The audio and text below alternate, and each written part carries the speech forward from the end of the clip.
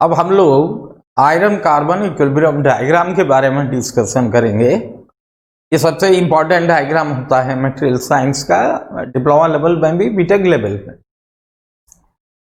इसके लिए जो हमने कहा है, पहला जो सिंगल पेज का है, सॉरी सिंगल कंपोनेंट का है, यूटेक्टिक है, ये सब भी आप याद करिएगा। जो आपकी डिफरेंट कॉन्स्टिट्यूएंट ऑफ आयरन हमने बताया है, ferrite, cementite, pearlite, martensite, austenite, ये सब भी। तो अब कैसे बनाएंगे आप पूरा जो आपका कॉपी है, कॉपी और पेन तो ले लीजिए, अब मेरे साथ ड्रॉ करिए। हमेशा हम लोग जब क्लास की चलता था, मतलब फेस टू फेस, तो हम कहते थे कि आज आप इसको घर जाके दोबारा ड्रॉ करिए। अगर आपसे पूरा आज ही आपने ड्रॉ किया तो आपको याद रह जाएगा जिंदगी भर के लिए। कल ड्रॉ करेंगे तो थोड़ा मुश्किल होगा, और अगर कल भी ड्रॉ नहीं करेंगे तो फिर तो ये ड्रॉ नहीं कर पाएंगे, फिर आप रटना पड़ेगा। तो कॉपी और पेन लेके चलिए, और जैसे मैं कहूँ इसे पूरे पन्ने में ये लाइन, ये डायग्राम को हम खींचेंगे।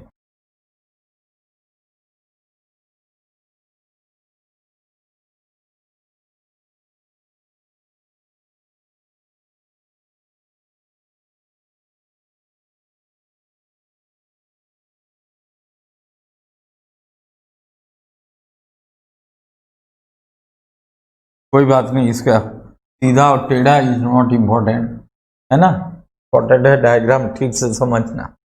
खैर, अब हमने ऐसे ही एक्स वाई में हमने ड्रॉ किया। एक्स एक्सिस में हम कार्बन की परसेंटेज को लेते हैं, और वाई एक्सिस में हम टेम्परेचर को, टेम्परेचर इन डिग्री सेंटीग्रेड। अब जैसे मैं कह रहा हूं इसे करिए। अब इसको ब्रेक कर दीजिए। 1 2 3 4 5 ऐसे आप एक्स एक्सिस को 1 2 3 4 5 6 6.67 6.67 ये सबसे हाईएस्ट कार्बन परसेंटेज जो आयरन में हम लोग पाते हैं, इससे ज़्यादा अभी संभव नहीं। तो ये 6.67 तक आप ऐसे ड्रॉ कर दीजिए। फिर इसमें कुछ परसेंटेज और इम्पोर्टेंट है, उसको 0.83, कुछ लोग 87 भी कहते हैं, और एक 4.3, ये दो और यहाँ लिख दीजिए। इतना आप कर लीजिए, यानी 1 2 3 4 5 6 7 पूरा पढ़ने को लेकर आप उस हिसाब से स्केल बनाइए, और फिर 0.83 और 4.3 को दिखाइए।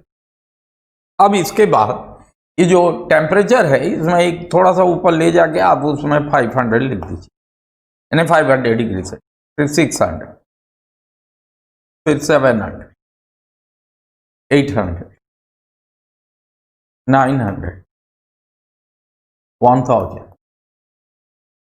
1100, ऐसे करते चलिए 1600 तक, 1200, 1300,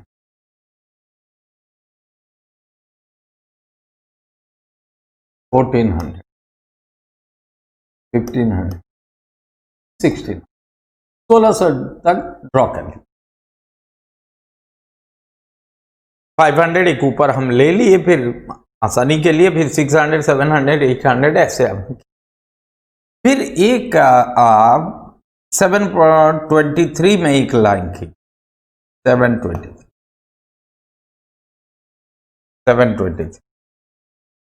फिर एक आप ड्रॉ करिए 1130 में, 1130।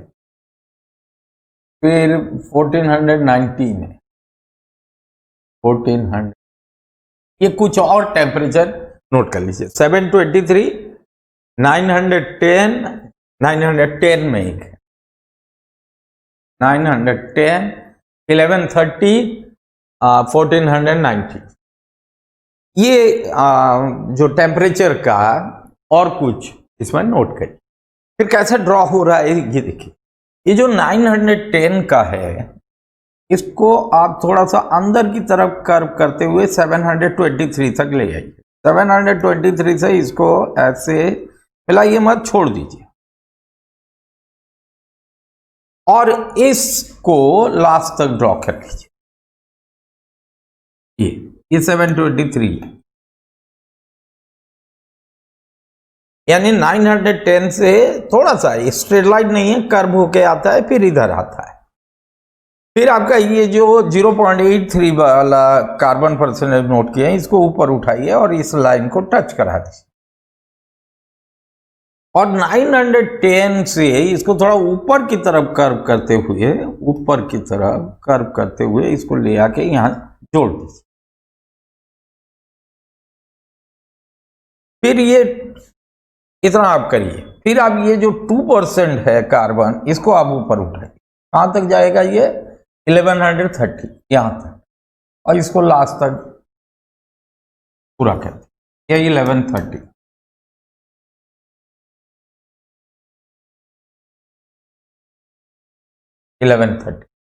अब यहां जहां 0.83 वाला टच कर रहा है 723 को, उस पॉइंट से इसको आप हल्का सा कर्व लेते हुए यहां लाके जोड़ दीजिए।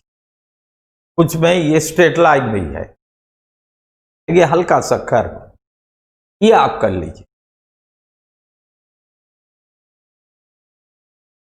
फिर ये जो एक और ड्रॉ करिए, हम 1540 1540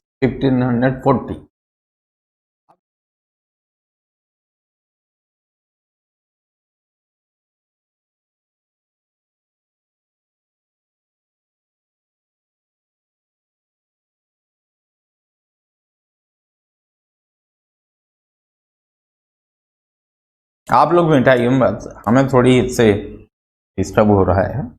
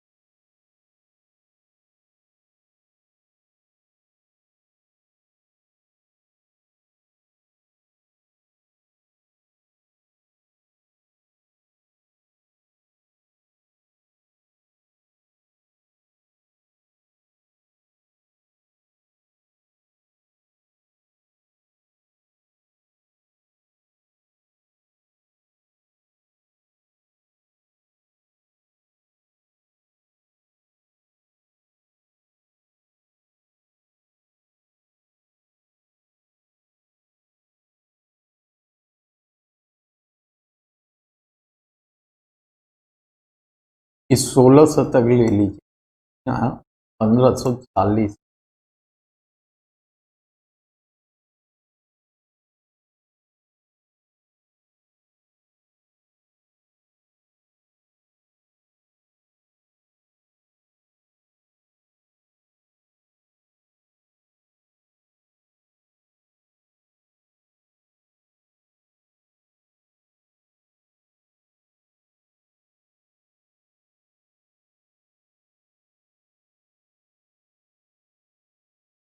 अब ये 910 से ये 723 है, 723 तक ऐसे कर्व होते हुए ले जाइए, फिर ये ऐसे ले जाइए,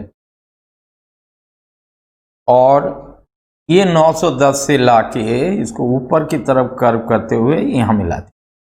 फिर ये 2% वाले को ऊपर उठाइए 1130 तक, ये आपका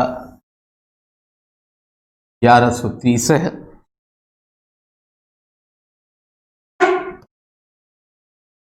ये 1130 है,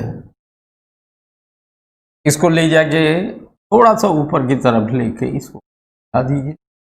ये 1540 से आप लाइए 1490 तक, यहाँ से 1490, फिर यहां से आप ले आइए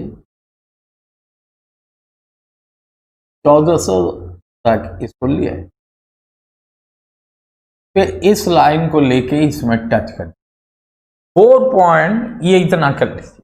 1540 से लाइए 1490 तक, और 1490 से आप फिर उसको 1400 तक ले आइए,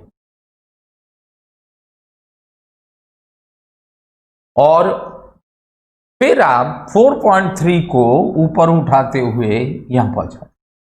अब यहां से 15, ये एक्चुअली ये 0.02, इसको लिखना पड़ेगा, दिखाना मुश्किल है, और ये है 0.1, और यहां से एक ले जाइए, इस लाइन को टच करिए, ये है 0.18, फिर इस लाइन को ऐसे ले जाके 4.3 वाले में जोड़ दीजिए, और 4.3% इसको ले जाके ऊपर की तरफ छोड़ दीजिए, टच मत कराइए, और ये 1540 से इसको यहां मिला दीजिए, ये 0.5 है। ये आपकी आयरन कार्बन इक्विलिब्रियम डायग्राम बन गया। ये वाला पोर्शन जो है, जो आप देख रहे हो, मैं उसको थोड़ा सा वहां बड़ा बना रहा हूं, फिर मिटा दूंगा। यहां पर कैसे बना है, ये अगर आपकी 1400 है, ये 1500 है, और यहां आपका 1540 है, और ये 1490 है। तो कैसे बना है, 1540 वाला आके 1490, 1490 से ये जाके 1400 तक, फिर ये लाइन जाके पहले जोड़ा है 2% वाले में ऐसे, फिर ये जाके जोड़ा है 4.3% में ऐसे, और यहां से ये यहां गया है, सॉरी यहां से नहीं, ये वाला नहीं,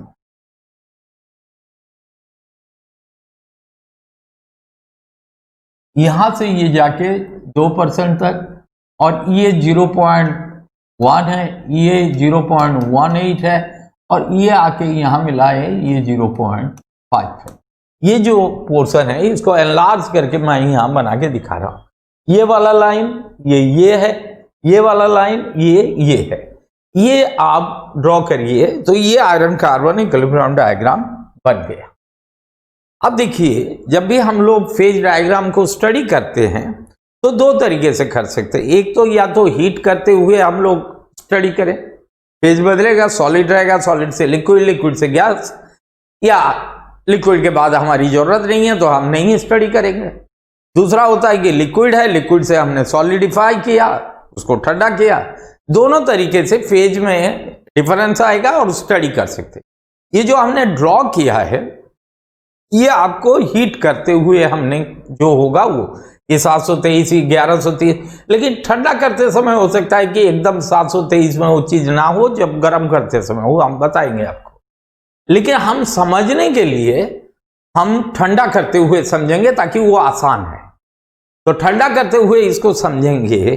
ड्रॉ हमने जो किया है ये गर्म करते हुए हो, मैं इसको मिटा दे रहा हूं।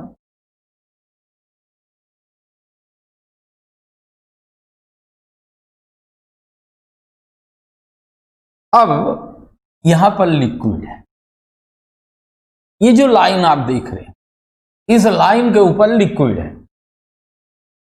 अब आप जब ठंडा करते हो इस साइड में, क्योंकि आयरन कार्बन इक्विलिब्रियम डायग्राम 2% तक ही ज्यादा इंपॉर्टेंट है, उधर वो कास्ट आयरन है। तो यहां तक आप देखिए, यहां पर एक लाइन है, इसके ऊपर ये लिक्विड है। तो लिक्विड को जब हम ठंडा कर रहे हैं, यहां एक लाइन है, किसी भी लाइन फेज डायग्राम में होने का मतलब वहां फेज बदला रहा है। तो क्या बदल सकता है, लिक्विड आ रहा था, आप ठंडा कर रहे हो, तो लिक्विड अब किस में कन्वर्ट हो सकता है, और ये टेम्परेचर हाई है, तो क्या हो सकता है। तो सबसे पहले वो जो ट्रांसफॉर्म होगा, आप अगर आयरन का यूनरी फेज डायग्राम याद करिए तो डेल्टा है, डेल्टा के बाद लिक्विड है, यानी इस जगह में आपका लिक्विड प्लस लिक्विड भी है और डेल्टा। ये लाइन जो आप देख रहे हो ये लिक्विडस लाइन है, इसके ऊपर लिक्विड है और नीचे कंबाइंड फेज है लिक्विड और सॉलिड का, तो यहां लिक्विड और डेल्टा है। फिर जब ठंडा कर रहे हैं यहां एक लाइन है, ये लाइन यानी फिर कुछ बता रहा है कि कुछ हो रहा है। तो क्या हो रहा है, लिक्विड डेल्टा आ रहा था यानी डेल्टा बनना शुरू हुआ और वहां एक लाइन है, तो क्या बताएगा कि जो बन रहा था वो बनना कंप्लीट हो गया, यानी इस लाइन के इधर ये यहां पर डेल्टा आया, यहां एक लाइन फिर है यानी डेल्टा ठंडा हो रहा था।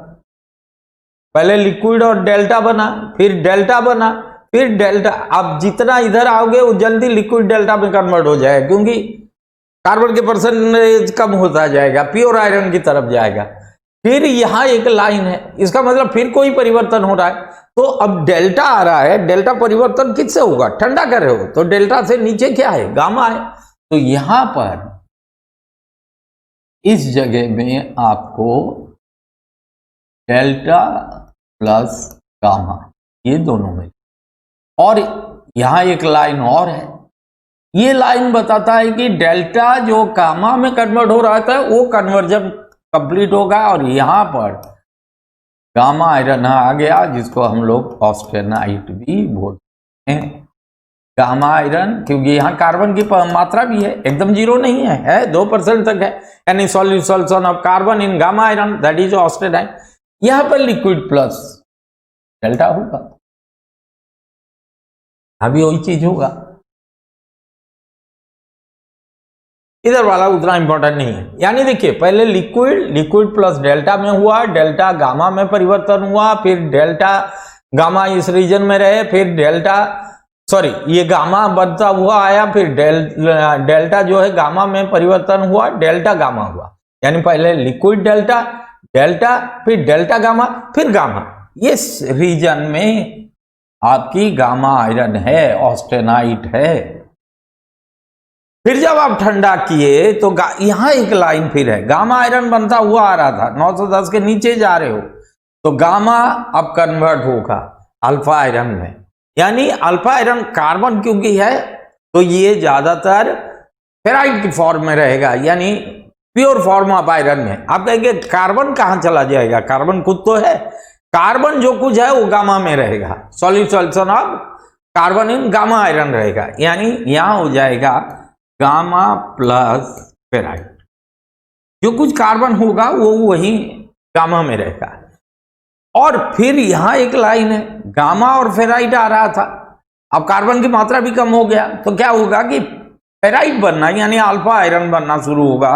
और यहां पर आप देखोगे आपकी अल्फा आयरन या जिसको हम लोग कहते हैं फेराइट, वो यहां बनेगा अल्फा आयरन या फेराइट, या गामा और फेराइट। अब जब नीचे आएगा तो इस लाइन के नीचे आप देखोगे गामा, अब क्योंकि टेम्परेचर लो हो रहा है इसलिए ये कन्वर्ट हो जाएगा और सीमेंटाइट बनना शुरू करेगा। अब जब सीमेंटाइट बनना शुरू हुआ तो फेराइट और सीमेंटाइट फिर एक मैकेनिकल मिक्सचर बनाएंगे, परलाइट, और क्योंकि कार्बन की मात्रा अभी कम है इसलिए सीमेंटाइट कम बनेगा, तो जो भी सीमेंटाइट बनेगा वो फेराइट के साथ मिलके मैकेनिकल मिक्सचर बना देंगे। यानी जो कुछ सीमेंटाइट बना वो फेराइट उसको मैकेनिकल मिक्सचर में कन्वर्ट कर लेगा, और फेराइट का मात्रा ज्यादा है क्योंकि कार्बन का मात्रा कम है इसलिए फेराइट ज्यादा है, तो इसीलिए फेराइट रहेगा और परलाइट रहेगा। यानी यहां पर फेराइट FeR लिख रहा हूं, FeR का मतलब, और परलाइट PARAL परलाइट, यहां पर फेराइट प्लस परलाइट है। अब जब यहां आप देखोगे यहां एक लाइन है, यानी यहां भी गामा आयरन ऑस्टेनाइट आ रहा था वो भी कन्वर्ट होगा। अब कार्बन की मात्रा बढ़ गया तो सीमेंटाइट का मात्रा बढ़ जाएगा, फेराइट अब ज्यादा संभव नहीं है तो यहां पर हो जाएगा गामा प्लस सीमेंट। और जब ये नीचे आएगा गामा कन्वर्ट होगा कुछ सीमेंटाइट में कुछ फेराइट में, फिर वो सीमेंटाइट और फेराइट मिला के मैकेनिकल मिक्सचर बनाएंगे, लेकिन इधर सीमेंटाइट का कार्बाइड का मात्रा ज्यादा है तो इस कारण से सीमेंटाइट ज्यादा होगा, तो जो कुछ फेराइट बना होगा उसको सीमेंटाइट मैकेनिकल मिक्सचर में कन्वर्ट करके एक्सेस हो जाएगा, तो यहां पर हो जाएगा सीमेंटाइट प्लस परलाइट। ये चीज ध्यान से समझो, यहां पर फेराइट पर परलाइट है क्योंकि कार्बन की मात्रा कम होने के कारण फेराइट ज्यादा है, इसलिए सीमेंटाइट जो कुछ है वो मैकेनिकल मिक्सचर में खपत हो गया। लेकिन इधर सीमेंटाइट का मात्रा ज्यादा है, इसलिए जो भी फेराइट बना, फेराइट नहीं बना ऐसा नहीं, जो भी फेराइट बना वो सीमेंटाइट के साथ मैकेनिकल मिक्सचर बना और फेराइट खपत हो गया और यहां परलाइट आ गया। तो यहां फेराइट प्लस परलाइट, यहां सीमेंटाइट प्लस परलाइट। यहां पर क्योंकि आयरन की मात्रा 0.02 से कम है, इसलिए जो भी बनेगा वो अल्फा आयरन यानी फेराइट होगा। इस जोन में गामा आयरन जो भी कन्वर्ट होगा वो फेराइट में कन्वर्ट होगा, क्योंकि जो कार्बन का सॉल्यूशन वो गामा में ज्यादा आसान है। तो यहां पर क्योंकि कार्बन की मात्रा ज्यादा हो गया, या तो ऑस्टेनाइड रहेगा या फिर कार्बाइड ऑफ आयरन रहेगा, तो ये गामा आयरन प्लस सीमेंटाइट होगा। अब देखिए, अगर इसको आप देखें, आप अगर 0% है आगे बढ़ते रहे तो शुरू में क्या हो रहा है, फेराइट प्लस परलाइट हो रहा है, फिर आगे जब एक परसेंटेज में 0.83% से ऊपर जा रहे हैं तो सीमेंटाइट, यानी जैसे जैसे आप राइट की तरफ बढ़ेंगे फेराइट का मात्रा कम होता जाएगा, सीमेंटाइट का मात्रा बढ़ता जाएगा। फिर एक परसेंटेज के बाद फेराइट का मात्रा उतना ही होगा जितना वो परलाइट में कन्वर्ट हो जाए और बाकी एक्सेस हो जाएगा सीमेंटाइट। अब हीट करके देखें, ये तो कार्बन का हमने बताया, हीट करके देखें। आप अगर कोई भी परसेंटेज ऑफ कार्बन लीजिए, मान लीजिए ये आपने लिया और इसको हीट किया, तो ये टेम्परेचर जहां पर कि फेराइट और परलाइट चल रहे थे, यहां ट्रांसफॉर्मेशन होना शुरू हुआ, यानी ऑस्टेनाइट बनना शुरू हुआ, गामा आयरन बनना शुरू हुआ। तो यहां पर इसलिए हम ऑस्टेनाइट, गामा जगह में ऑस्टेनाइट भी लिखते हैं, इसलिए इसको बल्कि मैं ऑस्टेनाइट लिख दे रहा हूं, ज्यादा में ऑस्टेनाइट लिखा रहता है, आप कंफ्यूज ना हो, वो गामा आयरन ही है, sorry austenite.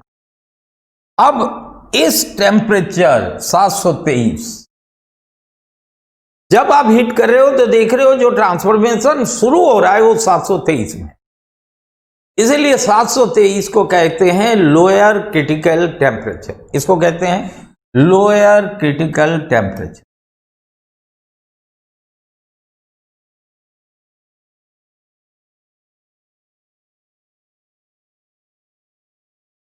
Lower critical temperature इसको कहते हैं 723। क्यों कहते हैं lower critical temperature? Critical temperature जहां कोई परिवर्तन हो, क्रिटिकल हो, तो ये हीट करते समय सबसे पहला टेम्परेचर जहां ट्रांसफॉर्मेशन की संभावना है वो है 723 लोअर क्रिटिकल। तो याद रखना पड़ेगा, समझना पड़ेगा, this is the lower critical, क्योंकि हीट ट्रीटमेंट में हमेशा कहता है लोअर क्रिटिकल टेम्परेचर के ऊपर, लोअर क्रिटिकल टेम्परेचर के नीचे। तो I must know what is lower critical temperature. For a iron carbon system lower critical temperature is 723।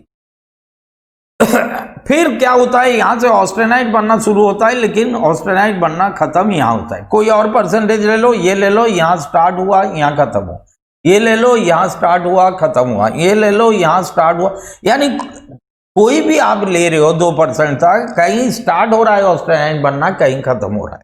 लेकिन अगर 0.83% ऑफ कार्बन कर लो तो इसके एक ही 723 में ही वो ऑस्टेनाइट में कन्वर्ट हो रहा है। ये यहां ये परलाइट है, यहां पर जो है, यहां पर परसेंटेज ऐसा है कि जितने भी सीमेंटाइट और फेराइट है वो पूरी तरह से परलाइट में कन्वर्ट होते हैं। इससे कम है तो फेराइट का मात्रा ज्यादा हो जाता है, इससे ज्यादा है तो सीमेंटाइट का मात्रा। लेकिन यहां पर इसलिए इसको कभी कभी हम लोग परलाइट कहते हैं, जैसे इसका एक नाम और है वो मैं अभी आपको समझा रहा हूं, बता रहा हूं। परलाइट ये जो पॉइंट है, ये परलाइट क्या है? Mechanical mixture of cementite and ferrite, यानी दो सॉलिड फेज है। मैकेनिकल मिक्सचर में फेज में कोई परिवर्तन नहीं होता है, दो सॉलिड फेज जा रहे हैं और तीसरा austenite is also a solid phase, तीसरा सॉलिड फेज में कन्वर्ट हो रहे हैं। दो सॉलिड फेज हीट होते समय एक थर्ड सॉलिड फेज में कन्वर्ट हो रहे हैं। या उल्टा अगर बोले एक सॉलिड फेज को ठंडा करते समय यहां 2 सॉलिड फेज में कन्वर्ट हो रहा है। इस पॉइंट को बोलते हैं यूटेक्टॉइड पॉइंट। यूटेक्टॉइड पॉइंट, यहां भी डिग्री ऑफ फ्रीडम 0 होगा। F = C - P + 2, C 2, P 3 है, फेराइट है, सीमेंटाइट है प्लस ऑस्टेनाइट है, तो यहां भी डिग्री ऑफ फ्रीडम 0 पाएगा। इसको कहते हैं यूटेक्टॉइड पॉइंट। हमने यूटेक्टिक पॉइंट आपको बताया था, जहां पर 2 सॉलिड फेज एक लिक्विड फेज में कन्वर्ट हो रहे हैं हीट करते समय, या एक लिक्विड फेज ठंडा करते समय कन्वर्ट होता है एक 2 सॉलिड फेज में। यानी यूटेक्टॉइड रिएक्शन क्या होता है? Eutectoid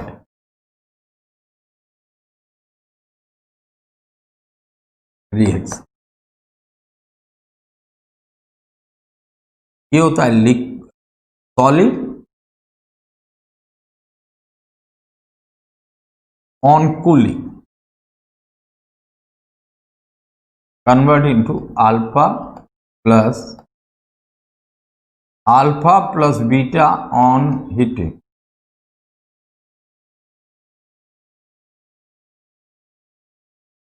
Alpha plus beta on heating convert into gamma।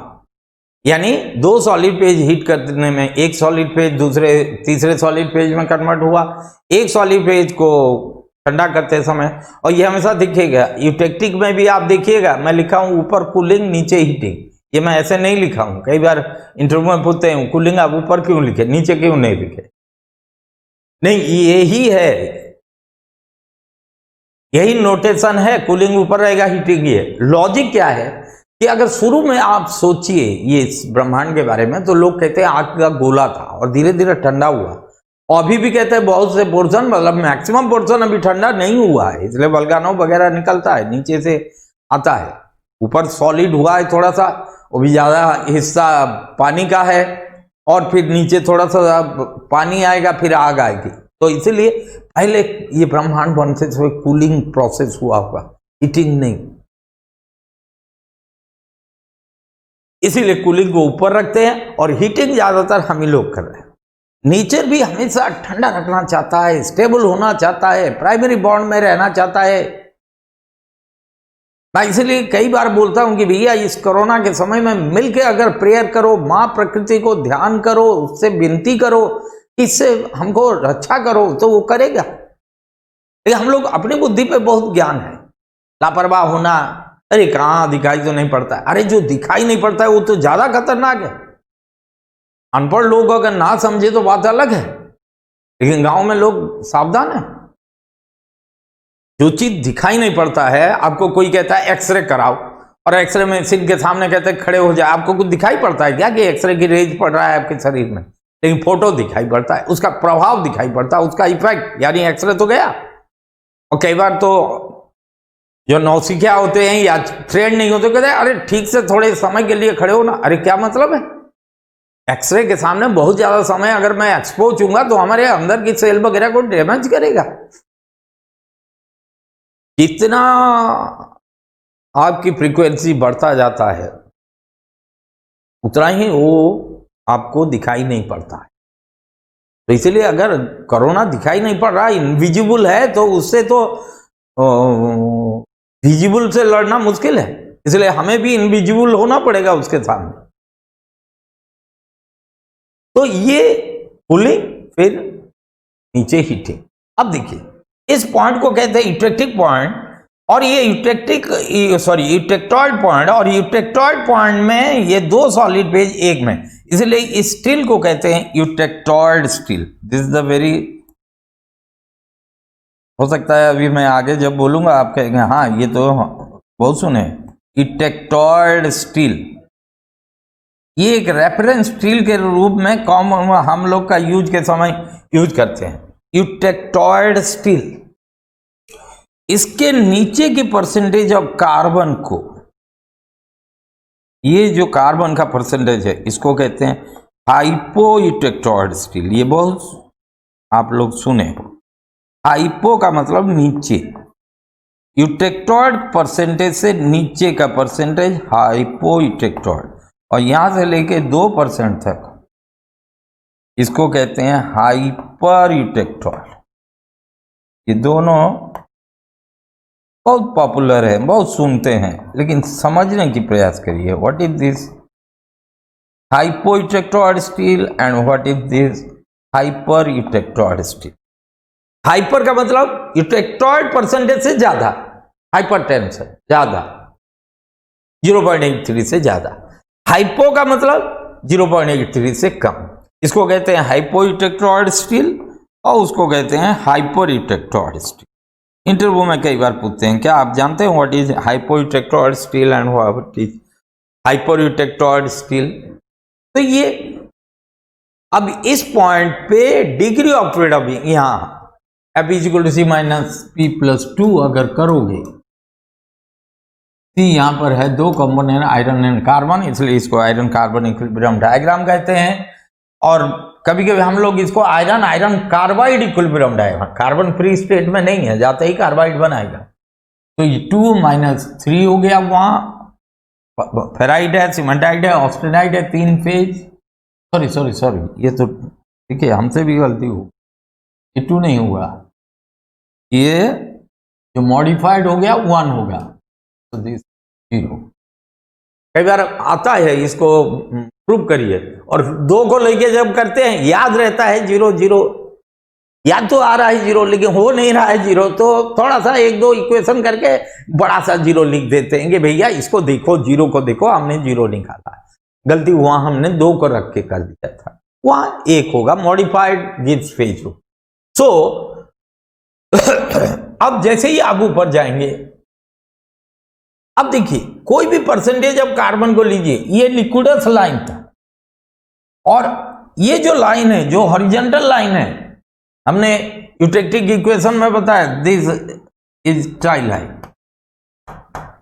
तो पहला टाई लाइन आता है 723 में, ये भी एक टाई लाइन है। दूसरा टाई लाइन आता है 1130 में, और ये कब आता है, जब आप हीट कर रहे हैं, ठंडा करते समय ये 723 के बदले में 732 में होता है, 1130 के बदले में 1152 में होता है। एक्चुअली ठंडा करते समय वो पहले हो जाता है, गर्म करते समय ये पहले होता है। ऐसे भी नॉर्मली क्या होता है कि ठंडा करते समय जो चीज जहां हो रहा है, गर्म करते समय वो चीज वहीं नहीं होता है। यहां अगर वो सॉल्टिफिकेशन कंप्लीट हो गया तो गर्म करते समय वहीं सॉल्टिफिकेशन होना चाहिए, जबकि उससे पहले हो जाता है। प्रकृति ठंडा बहुत जल्दी होता है, ठंडे में हर चीज जल्दी करता है, कई महीनों की, सालों की एनर्जी को स्टोर रखता है। और जब भूकंप आता है तो मतलब 30 सेकंड 40 सेकंड के अंदर 1 मिनट तक भूकंप हो तो प्रलय हो जाए। जो भूकंप आता है आप कहते हैं अरे यार, अगर आपने कभी महसूस किया तो मुश्किल से 40 सेकंड, ज्यादा से ज्यादा 1 मिनट तक, इससे ज्यादा की भूकंप का कल्पना भी मत करिए। कभी कभी आ गया तो गए काम से, ना आप नीचे वाले ऊपर आ सकते हैं, सॉरी ऊपर वाले नीचे आ सकते हैं, ना आप घर से बाहर निकल सकते हो, ना आप कोई सुरक्षित जगह पा सकते हो, कुछ नहीं पाओगे इतनी देर अगर भूकंप आए। तो प्रकृति हमेशा जल्दी ठंडा हो जाए, गर्म बहुत समय लेता है। हमारा उल्टा है, हम गर्म जल्दी हो। किसी ने कोई बात कह दिया, यहां क्यों बैठे हो, ये मेरा कुर्सी था या मेरा सीट था, बस अब शाम तक वो गर्मी है। कई बार मजाक में कुछ लोग बोलते हैं कि आपको मैं एक जोक सुनाऊं, तो आप पहली बार जोक सुनेंगे हंस देंगे, दोबारा सुनाऊं तो हो सकता है हंस दें, लेकिन थोड़ा कम मात्रा में हंसेंगे क्योंकि पहले से जानते हैं। तीसरी बार सुनाऊं तो आप हंसेंगे ही नहीं। एक जोक को 3 बार, एक बार से ज्यादा सुनने में अगर हंसी नहीं छूट रहा है तो एक गाली पे आप 100 बार कैसे गुस्सा आ जाते। एक चीज में इतनी बार परेशान क्यों होते? हो गया एक बार, हो गया, क्योंकि हम लोग गर्म जल्दी होते।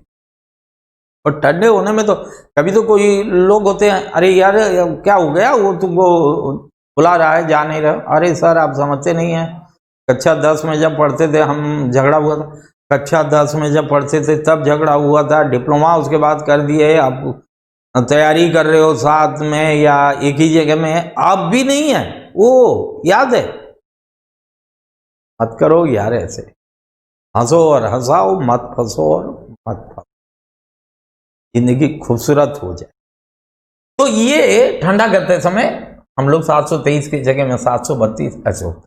अब एक चीज और देखिए, कोई भी चीज को आप गर्म करोगे तो इसके ऊपर ये लिक्विड है, liquid plus solid, liquid plus solid इसके ऊपर, तो ये लिक्विडस लाइन है, ये कंबाइंड फेज और सॉलिड फेज में तो ये सॉलिडस लाइन है, ये लिक्विड है, ये सॉलिड है। आयरन कार्बन इसलिए कहते हैं कि हर चीज इसमें है, यूटेक्टिक फेज डायग्राम है, यूनरी है, बाइनरी है, सब है। अब अगर यहां देखोगे ये सॉलिड, दोनों सॉलिड में डिफरेंस, तो ये सॉल्वस लाइन, ये सॉल्वस लाइन, हर लाइन। अब आप अगर किसी परसेंटेज ऑफ कार्बन को हीट करिए, तो मान लीजिए इसको हीट किए थोड़ा, ताकि आप समझ लें, इधर भी हीट करेंगे, ये हीट किए, यहां परिवर्तन शुरू हुआ, यहां लिक्विड होना शुरू हुआ, यहां लिक्विड होना कंप्लीट हो गया। और कोई लीजिए, ये ऐसे हीट किए, यहां ट्रांसफर हुआ पहले ऑस्टेनाइट, फिर यहां से ऑस्टेनाइट कंप्लीट हो गया, यहां लिक्विड होना शुरू हुआ, डेल्टा बना, फिर ये, यानी किसी भी परसेंटेज ऑफ कार्बन को लीजिए, एक जगह में वो मेल्टिंग होना शुरू हो रहा है, एक में मेल्टिंग होना कंप्लीट हो रहा है। सॉल्डिफिकेशन की बात करोगे तो एक में सॉल्डिफिकेशन स्टार्ट हो रहा है, दूसरे में कंप्लीट हो रहा है। लेकिन अगर आप 4.3% कार्बन को लो तो इसके ऊपर लिक्विड है, ये लिक्विड है, ये सॉलिड है, ये भी दो फेज है, तो लेडीबुराइट बोलते हैं, तो बोलते हैं लेडीबुराइट।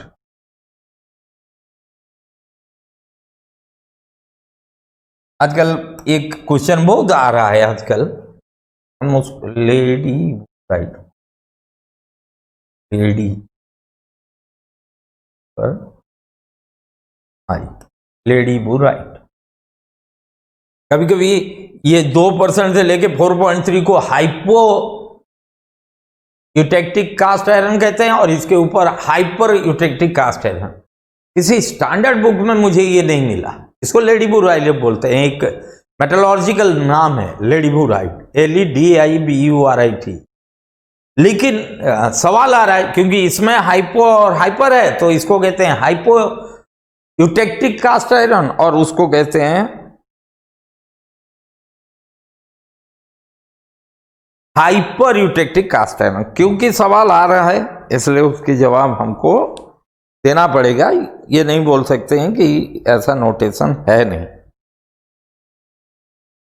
तो आप इस percentage of carbon 4.3% of carbon को एक जगह में, तो ये पॉइंट, क्योंकि ये वही सिचुएशन है, ये यूटेक्टिक,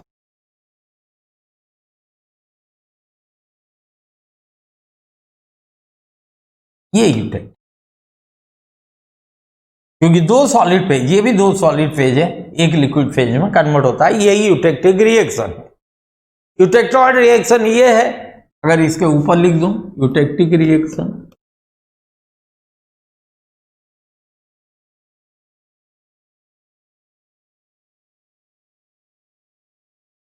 ये हो जाए liquid on cooling, alpha plus beta. Alpha plus beta मतलब दो solid phase on heating convert into liquid on cooling, दो solid phase on heating convert into, that is, यहां पर भी डिग्री ऑफ फ्रीडम 0 है, ये तो हम लोग निकाल चुके। तो ये जो सेकंड टाई लाइन है, that is known as the eutectic temperature. और डिग्री ऑफ फ्रीडम 0 का मतलब इसमें ना परसेंटेज को बदल सकते हो, ना टेम्परेचर को, ना परसेंटेज को, ना टेम्परेचर को, कोई भी नहीं, इसलिए उनको इनवेरिएंट कहते हैं, यानी वेरी नहीं कर सकते। तो ये आपका जो है आयरन कार्बन इक्विलिब्रियम, यहां पर आप ये Fe3C कार्बाइड है, ये भी Fe3C है, Fe3C प्राइमरी और सेकेंडरी कहते हैं केवल। तो ये है, यानी ये सीमेंटाइट है, यहां से 2% से ऊपर हम लोग ज्यादातर कहते हैं कि आयरन है या कास्ट आयरन है बोलते, कास्टिंग से बनता है आयरन, इसलिए हम लोग कास्ट आयरन बोलते हैं। और इसके नीचे हम स्टील बोलते हैं। एक्चुअली स्टील के परसेंटेज 1.8 तक है। 1.8 से 2% ट्रांजिएंट फेज है, यानी स्टील आयरन में कन्वर्ट होता है, लेकिन बोलचाल की भाषा में हम 2% से ऊपर कहते हैं।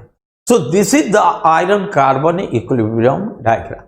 ये भी जाके मिलता नहीं है, अच्छे स्टैंडर्ड बुक में नहीं मिलता है, यानी 6.67 के मेल्टिंग टेम्परेचर 1600 के करीब होता है। ब्लास्ट फर्नेस वगैरह में जहां एकदम मोल्टेन स्टेज में आना है वहां तो 2200 डिग्री तक, 2400 डिग्री तक भी गर्म करते हैं। मैं मोल्टेन स्टेज पे ले आते ताकि कास्टिंग ठीक से हो, फ्लोएबिलिटी उसमें अच्छा है। अब ये जो आयरन कार्बन इक्विलिब्रियम डायग्राम है, ये जो पॉइंट है इनको कुछ और सिंबल से भी करते हैं, और ये सिंबल करीब करीब मानते हैं बहुत सारे से। इसको हम लोग कैसे हैं, AC3 लाइन, आजकल A3 भी बोल रहे हैं। इसको कहते हैं, नहीं सॉरी, ये इसको कहते हैं AC1 लाइन।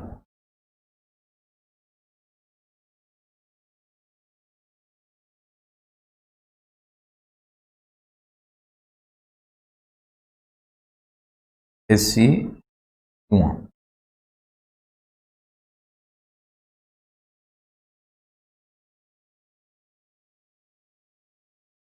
को A1 भी बोल,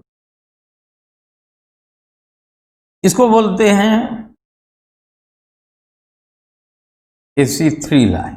और ये किताबों में लिखा रहता है AC3 लाइन के ऊपर, तो आपको समझ में आना चाहिए AC3। ये ACM लाइन है, ACM line.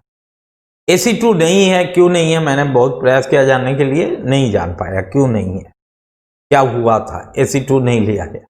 AC3, ACM, AC ये कहते हैं। ये मैं नेक्स्ट पेज में आपको समझा रहा हूं, ये AC1, AC2 क्या होता है। ये जो AC है, AC1 जैसे, वर्ड का मतलब है पहला ट्रांसफॉर्मेशन। तो ये तो होता है RST। RST का मतलब होता है एक चेंज, अरेस्ट मतलब वहां रुक गया फिर परिवर्तित हो। और C को कहते हैं CH2FFG। ये फ्रेंच वर्ड है, इसका मतलब है हॉट, यानी गर्म करते समय जो पहला टेम्परेचर जिनमें ट्रांसफॉर्मेशन या कोई परिवर्तन हो रहा है उसको कहते हैं AC1 या AC1 का मतलब पहला वाला। दूसरा होता है AR, उधर से आएंगे तो AR। AR क्या होता है, ए फिर वो ARSting, और R का मतलब रीफॉर्मेंट,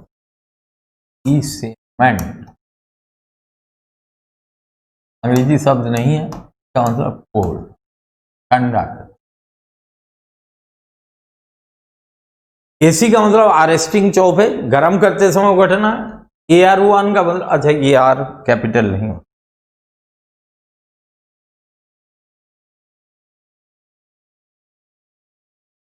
तो ये होता है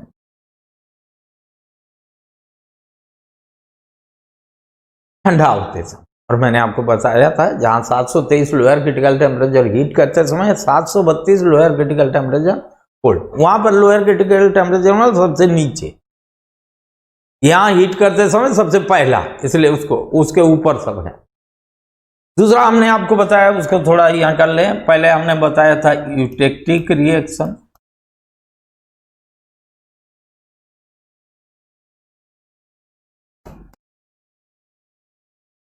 ये यूटेक्टिक रिएक्शन जैसे मैंने कहा था, liquid on cooling convert into alpha plus beta. Alpha plus beta मतलब दो solid phase on heating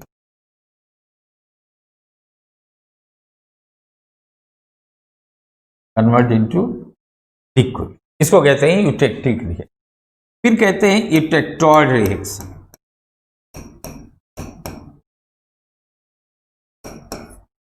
eutectoid reaction क्या हुआ? गामा यानी एक solid phase on cooling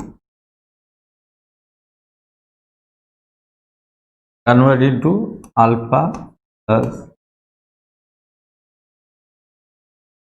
plus beta on heating.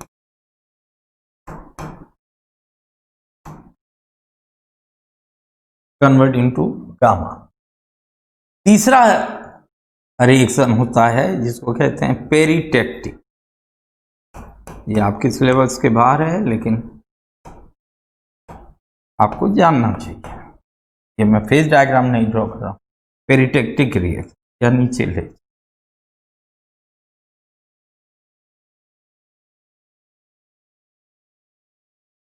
Peritectic.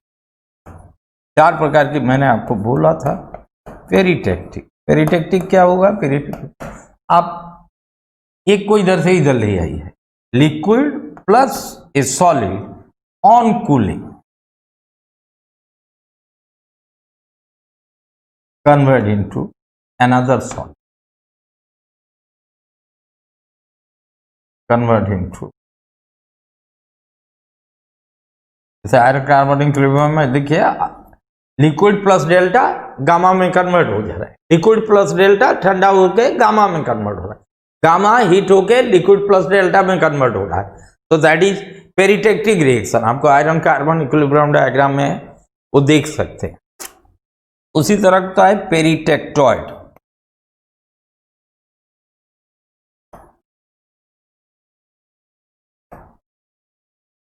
पेरिटेक्टॉइड क्या होता है रिएक्शन? फिर इधर से एक ले आइए, इधर gamma plus beta on cooling convert into alpha, alpha on heating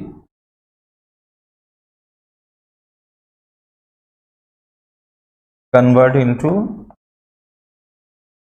gamma plus beta. यानी एक सॉलिड फेज गर्म होके दो सॉलिड फेज में कन्वर्ट हो रहे हैं, दो सॉलिड फेज ठंडा होके एक, दैट इज पेरिटेक्टॉइड। ये 4 रिएक्शन फेज डायग्राम में हम लोग पाते हैं। यूटेक्टोइक, यूटेक्टॉइड, पेरिटेक्टिक एंड पेरिटेक्टॉइड। ये 3 तो आपको आयरन कार्बन इक्विलिब्रियम डायग्राम में मिल जाएगा, लेकिन पेरिटेक्टॉइड उसमें नहीं मिलता है। पेरिटेक्टॉइड वहां मिलता है जहां पर melting temperature of two constituents, two elements are very different, वहां पर मिलता है। तो इसको कहते हैं, ये 4 रिएक्शन होता है। यही हमारा जिसको कहते हैं आयरन कार्बन इक्विलिब्रियम डायग्राम। अब थोड़ा सा हम लोग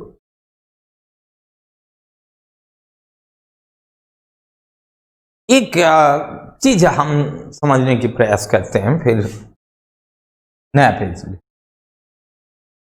कि अगर मान लीजिए एक पीस ऑफ स्टील है, ये भी एक पीस ऑफ स्टील, दोनों सेम मटेरियल का है, यानी दोनों की प्रॉपर्टी सेम है।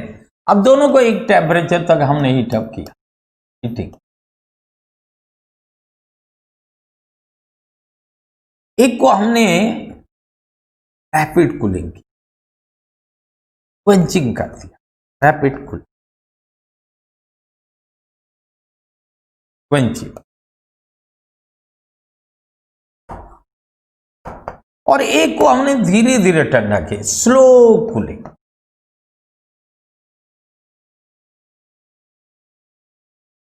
प्रोसेस हमने सेम टेम्परेचर तक हीटअप किया था, मान लेते हैं, एज्यूम करते हैं दोनों सेम मटेरियल का है, यानी दोनों की प्रॉपर्टी भी सेम है भाई। अब हमने गर्म किया एक टेम्परेचर तक हीट करके, फिर एक को एक पानी में डुबो दिया, एक को फर्नेस में ही छोड़ दिया, धीरे धीरे कूलिंग कर।